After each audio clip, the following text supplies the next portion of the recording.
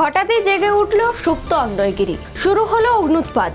দ্রুত গতিতে বেরিয়ে এলো কালো ধোঁয়ার কুণ্ডলী। তারপরে দ্রুত গতিতে প্রায় কিলোমিটার ধরে ছিটকে পড়লো আগ্নেয়গিরির ছাই।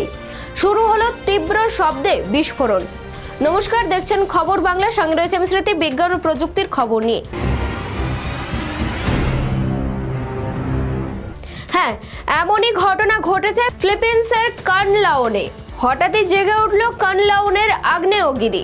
ফিলিপিন্সে যে 24টি সক্রিয় আগ্নেয়গিরি রয়েছে তার মধ্যে এই মাউন্ট কানলাওন অন্যতম। আর এই আগ্নেয়গিরি আচমকায় ফুঁসে উঠল। কিন্তু কেন? জানা গিয়েছে আগ্নেয়গিরির জ্বালামুখ থেকে ওই কালো ধোঁয়ার কুণ্ডলী আকাশের দিকে প্রায় 4 কিলোমিটার উচ্চতায় পৌঁছে যায়। সেই সঙ্গে 3 কিলোমিটার এলাকা জুড়ে ছিটকে পড়তে থাকে গরম ছাই, পাথর।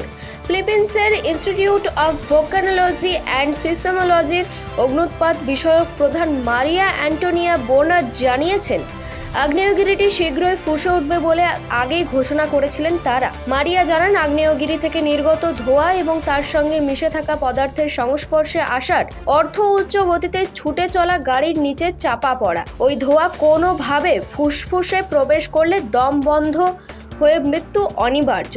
ফলে অগ্নুৎপাত ঘটার সঙ্গে সঙ্গে প্রায় উদ্ধার কার্য শুরু করতে বলেন তিনি। তবে এই প্রথমবার নয়, এর আগে চলতি বছর এই সেপ্টেম্বর মাসে ওই আগ্নেয়গিরি থেকে অগ্নুৎপাত ঘটে। সেবারও দলে দলে মানুষজনকে সরাতে হয়েছিল এলাকা থেকে, কারণ একই দিনে কয়েক হাজার টন বিষাক্ত গ্যাস মিশে যায় বাতাসে। ফিলিপিন্সের সিসমোলজি বিভাগ জানিয়েছেন, 1866 সাল থেকে এখনো পর্যন্ত 40 বার অগ্নুৎপাত ঘটেছে মাউন্ট কানলাওনে। 1966 সালে হঠাৎ আগ্নেয়গিরি জেগে উঠলে 3 পর্বতারোহী মারাও যান।